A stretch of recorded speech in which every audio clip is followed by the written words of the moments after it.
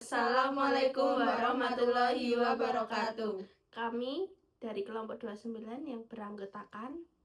Perkenalkan, nama saya Seren Zahira Syawa Pramanova dengan NIM D1240247. Saya Sabrina Fadlani Syafi'i dengan NIM D1240216. Dan saya Salsabella Rizky Afriza dengan NIM D1240246. Perkenalkan, nama saya Raditya Mas Putra, NIM D100-210-243 dari kelompok 29. A few moments later. Waiting for time will I be better off? Play a lovely melody or nothing at all. Seeking my pride when there was nothing to hide. I'm just waking up together with you.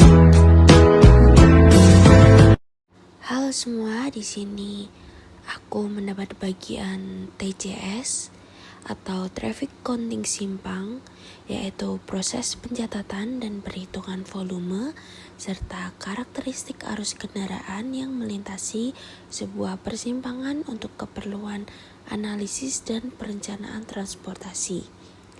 Tujuan dari Traffic Counting Simpang ini yaitu sebagai perencanaan jalan untuk manajemen lalu lintas, analisis keselamatan, serta pengembangan infrastruktur. Traffic counting sendiri bisa dilakukan dengan berbagai metode, tetapi pada praktikum kali ini saya menggunakan metode manual yang dilakukan secara langsung di lapangan, atau bisa juga menggunakan analisis rekaman video. Nah, selanjutnya untuk tata cara melakukan praktikum TCS sendiri, yang pertama kita sudah menyiapkan data formulir dengan interval waktu yang sudah ditentukan. Di sini saya melakukan TCS dengan interval waktu selama 2 jam yang dilakukan secara berkala setiap 15 menit. Dan di setiap pengamatan sudah tertera job desk-nya masing-masing. Kebetulan di sini saya mendapatkan TCS Utara, KB, dan KTB ST.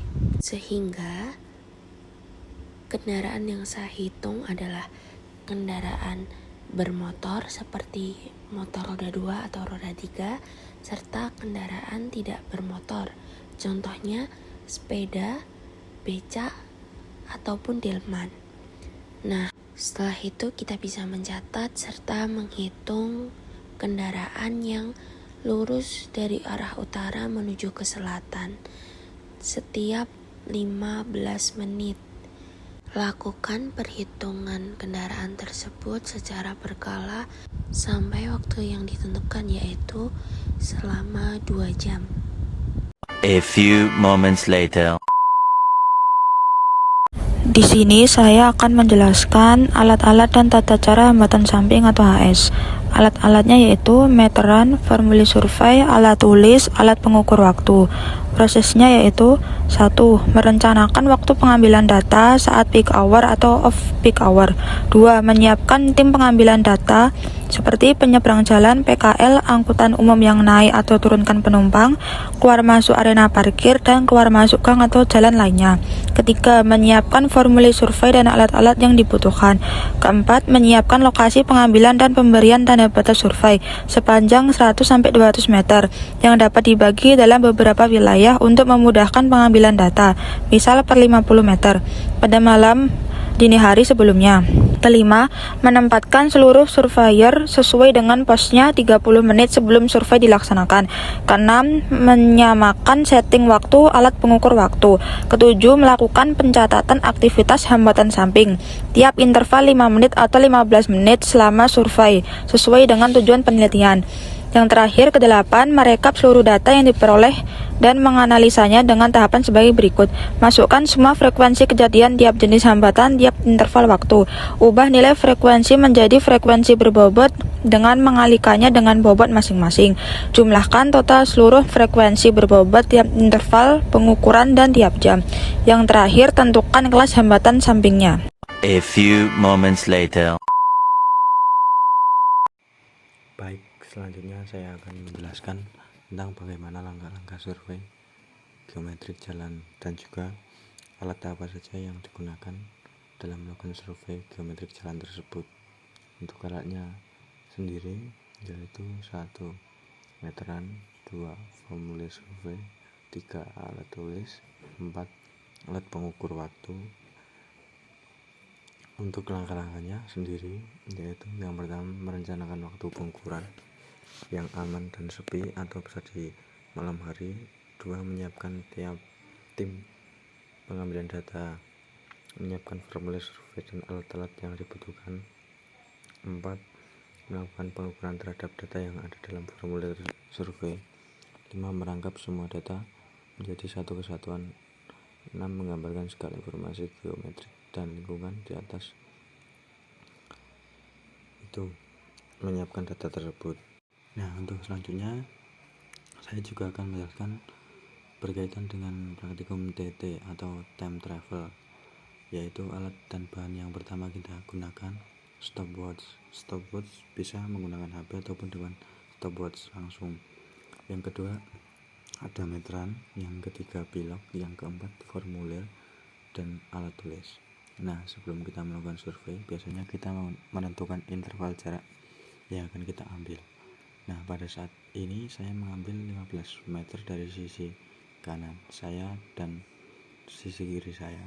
Selanjutnya kita tandai dengan pilok agar kita dapat mengetahui waktu yang kita perlukan saat adanya pergerakan transportasi.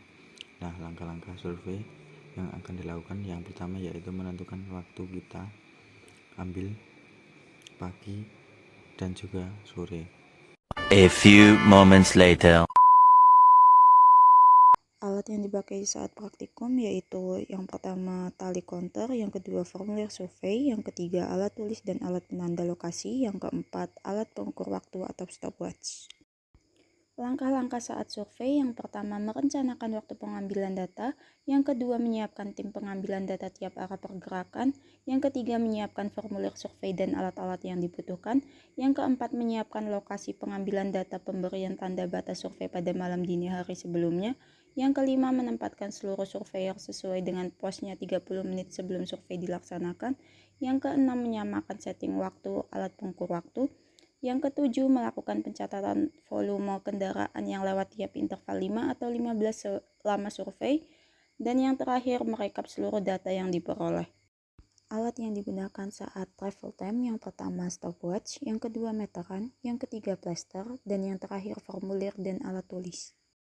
Langkah-langkah survei travel time, yang pertama merencanakan waktu pengambilan data, yang kedua menyiapkan tim pengambilan data tiap arah pergerakan, yang ketiga menyiapkan formulir survei dan alat-alat yang dibutuhkan, yang keempat menyiapkan lokasi pengambilan dan pemberian tanda batas survei pada malam dini hari, yang kelima menempatkan seluruh surveyor sesuai dengan posnya 30 menit sebelum survei dilaksanakan, yang keenam menyamakan setting waktu alat pengukur waktu, yang ketujuh melakukan pencatatan waktu tempuh tiap sampel tiap jenis kendaraan yang lewat tiap interval 5 atau 15 selama survei, dan yang terakhir merekap seluruh data yang diperoleh.